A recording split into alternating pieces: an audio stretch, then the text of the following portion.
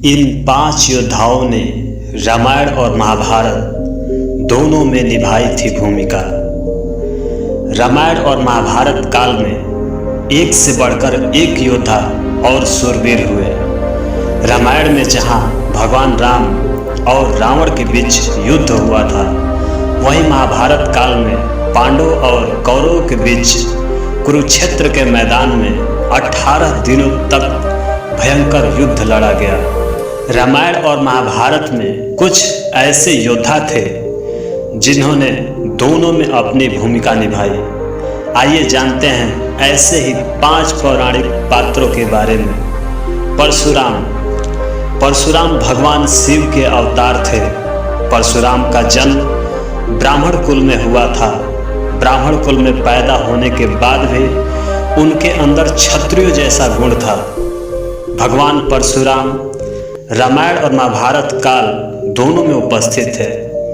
परशुराम ने रामायण काल में सीता स्वयंवर में धनुष टूटने के बाद भगवान राम को चुनौती दी थी। वहीं महाभारत काल में परशुराम जी ने कर्ण और पितामह भीष्म को अस्त्र शस्त्र की शिक्षा भी दी थी। भगवान हनुमान जी को कलयुग में जीवित देवता माना जाता है और ऐसा कहा जाता है कि वह आज भी इस धरती पर विचरण करते हैं। हनुमान जी रामायण में प्रभु राम की वानर सेना का नेतृत्व किया था। महाभारत काल में भीम को हनुमान जी ने ऐसे समय में मिले जब महाभारत युद्ध की संभावना बनने लगी थी। उस समय हनुमान जी ने भीम को वचन दिया था कि युद्ध के समय वह अर्जुन के रथ पर रहेंगे और पांडवों को विजयी बनाने में सहयोग करेंगे। मयासुर रावण का ससुर और मंदोदरी का पिता राक्षस मयासुर था। वह रामायण और महाभारत के समय दोनों समय मौजूद था। महाभारत काल में भगवान श्री कृष्ण ने जब इसके प्राण लेने चाहे तब अर्जुन ने मयासुर को जीवन दान दिलाया था। इससे प्रसन्न होकर मयासुर ने खंडोप्रस्थ को इंद्रप्रस्थ बनाने में सहयोग किया और माया भवन का निर्माण किया। इसी भवन में दुर्योधन माया जाल में उलझकर पानी में गिर पड़ा था और द्रौपदी ने दुर्योधन का उपहास किया था। जामवंत की इच्छा थी कि भगवान राम से मल्ल युद्ध करे। राम जी ने इन्हें वचन दिया कि अगले अवतार में वह इस इच्छा को पूर्ण करेंगे। एक बार श्री कृष्ण एक गुफा में गए। इस गुफा में जामवंत रहते थे।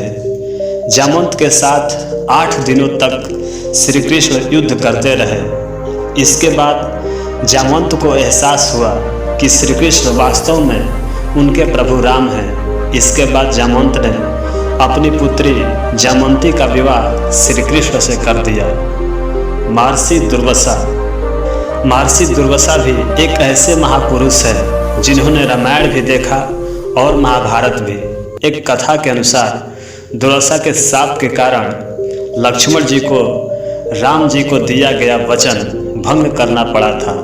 महाभारत काल में इन्होंने कुंती को संतान प्राप्ति का मंत्र दिया था। इन्होंने दुर्योधन का आतिथ्य स्वीकार किया था।